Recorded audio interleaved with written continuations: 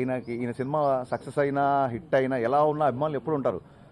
ప్రతిసారి fans elevation ఇవ్వాలా, ఈసారి హీరోతో ఫ్యాన్స్కి ఎలివేషన్ ఇప్పిద్దాం అని.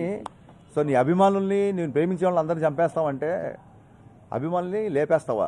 ఎంతమంది ఉంటారో తెలుసా? లెక్క పెట్టడానికి జన్మ సరిపోదు, లేపడం సంగతి తర్వాత.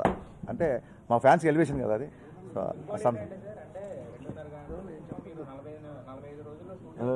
డైలాగ్ సినిమాలో వచ్చేసింది కదా.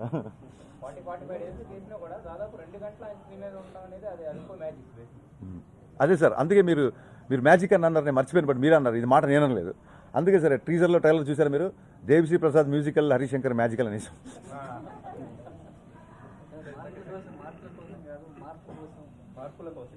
అవునండి, అంటే ఇలా ఉండే కుర్రాడు ఈడేం పని చేయ. అవును, మార్కుల కోసం పనిచేసే కుర్రాడు కాదు, మార్కులు తెచ్చే కుర్రాడు కాదు, మార్పులు తెచ్చే కుర్రాడు. సో చిన్నప్పటి నుంచి అతనికి ఆ మార్పు ఉందిగా, వార్డెన్లో మార్పు తీసుకొచ్చాడు చిన్నప్పుడే, అలా అనమాట. రాజకీయ ప్రస్థానం ప్లస్ పవన్ స్టార్ యొక్క ఇమేజ్ అన్ని కలుపుకొని బ్యాలెన్స్గా ఉన్నాను మీరే అన్నారు కాబట్టి కృతజ్ఞత, థ్యాంక్ యూ సార్. అవునండి, అవునండి ఆయన కూడా చెప్పారు. ఐ థింక్ స్వప్నిక అనే అమ్మాయి అనుకుంటాను ఆయన. అందుకే మీరు చూడండి, నాకు తెలిసి గ్లిజరిన్ కూడా మేము గ్లిజరిన్ అంటే కూడా తీసుకోలేదు. ఆయన కొంచెం టైం తీసుకొని అమ్మాయి డైలాగులు అమ్మాయిని చెప్పమని చెప్పి, ఈయన షాట్లు తీస్తున్నప్పుడు కూడా మన సహజంగా ఆర్టిస్ట్ అవతల ఉంటారు, కానీ అమ్మాయిని రమ్మని, అమ్మ నువ్వు యాస్టీజ్ నువ్వు ఎలా ఫీల్ అవుతావు అలా చెప్పమని చెప్పి ఆయన ఐ థింక్ గ్లిజరిన్ లేకుండా కళ్ళమ్మ నీళ్ళు పెట్టుకున్నారు. అసలు గ్లిజరిన్ లేకుండా ఆయన ఏడ్చారు. అండ్ దాన్ని ఏమంటారంటే, మొన్న అడిగారు ఒకళ్ళు, పవన్ కళ్యాణ్ గారిలో మీకు బాగా మీరు నేర్చుకోవాల్సిన గుణం ఏంది అని అన్నారు. అది అగ్రెషన్ అవ్వచ్చు, సమాధానం చెప్పడం అవ్వచ్చు, లేకపోతే ఒక టైంలో ప్రశ్నించడం అవ్వచ్చు, ఏదన్నా అవ్వచ్చు. వీటన్నిటికీ కలిపి ఒక కామన్ పేరు పెట్టాలంటే, ఎవరైనా ఫ్యాన్స్ వచ్చి పట్టుకుంటే వాళ్ళని దగ్గర తీసుకోవడం వచ్చి ఏదైనా సరే ఆయనలో నేర్చుకోవాల్సింది స్పందించే గుణం. అది అన్యాయమైన అభిమానమైన ఆయన స్పందించే గుణం. పటపటపట నీళ్లు కారిపోతాయండి. ఏదైనా ఒక సమస్య వింటే ఆయన ఉంచుకోలేరు లోపల. ఆ సీన్ అద్భుతంగా రావడానికి కారణం ఆయనలో ఉన్న హ్యుమానిటీ బేసిక్గా.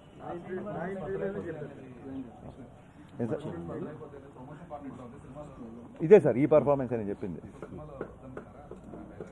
ఓహో కంటెంట్ అండి, అది బిఫోర్ ఎలక్షన్స్ తీసిన డైలాగ్ అది. ఆ తర్వాత లెంత్లో కుదరలేదు అది, అందుకే ఎక్కువగా క్యాంపెయిన్లో వాడాం.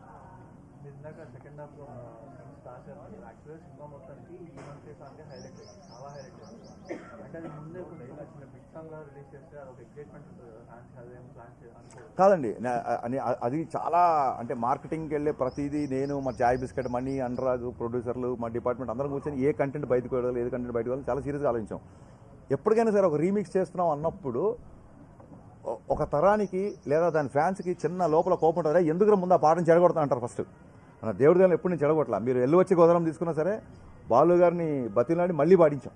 సార్ వేరే సింగర్లు పాడడం కాదు, ఈ పాట మనకి ఎందుకు నాస్టాల్జియా ఫీలింగ్ వస్తుందంటే ఆ సింగర్ గొంతు, ఆ పాట వినగానే మనం ఆ సినిమా ఎవరితో చూసాము, గర్ల్ ఫ్రెండా, ఫ్రెండా, అన్నయ్య, తమ్ముడా, ఏ థియేటర్లో చూసాము, ఏ రోజు చూసాము, ఏ పండగకి చూసాము, ఇవన్నీ గుర్తొస్తుంది. సంగీతంగా ఉండే మెమరీ అలాంటిది. అందుకే నాస్టాల్జియా అంటుంటాం మనం. ఆ నాస్టాల్జియా పాడకూడదు. గబుక్కున ఈ సినిమాలో పాట ఉంది అనగానే మనోళ్ళు ఊరికే రెడీగా ఉంటారు కదా, అరే ఎందుకు ఆ పాట చెడగొడతారు మొదలెడతారు. సో లేనిపో నెగిటివిటీ ఎందుకు, ఒక సర్ప్రైజ్ సినిమాలో ఇద్దాము అని ఇంకా కరెక్ట్ 2 days ముందు. అవునండి, ఘంటసాల గారికి చెప్పాము. ఒక యాక్షన్ సీక్వెన్స్కి క్లాస్ సాంగ్ ఇళరాజా గారి తలరా తనే వసంతం అని పెట్టడము, అందులో సాహిత్యాన్ని ఒక యాక్షన్ సీక్వెన్స్కి పెట్టడం, దానికి విపరీతం అప్రిషియేషన్ వస్తుంది. Thank you. బిగినింగ్ నుంచి చెప్తున్నా, లిరిక్స్ అన్నా, పాటలన్నా, సాహిత్యం అన్నా, నన్ను పూర్తిగా మాస్ అని చెప్పేసి గట్టి అవతల పెట్టకండి. నేను కూడా చాలా మంచి అంశాలు సినిమాలో పెడతాను. మైక్ అట్ట పెట్టండి, ఆ కెమెరా చెప్పండి నాకు కొంచెం. సో శాస్త్రి గారు థ్యాంక్ యూ అని అందరూ కూడా చెప్పాం. క్రిమినల్స్తో కూడా సాహిత్యం మాట్లాడే అవకాశం ఇచ్చారని అందుకే పెట్టండి. అవునండి,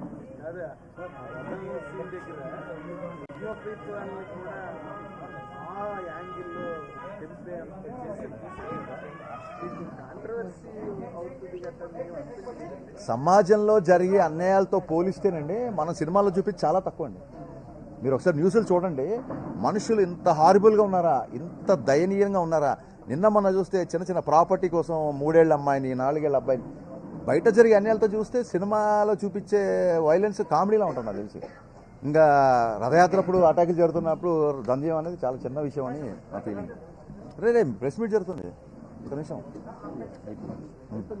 అంతేగా.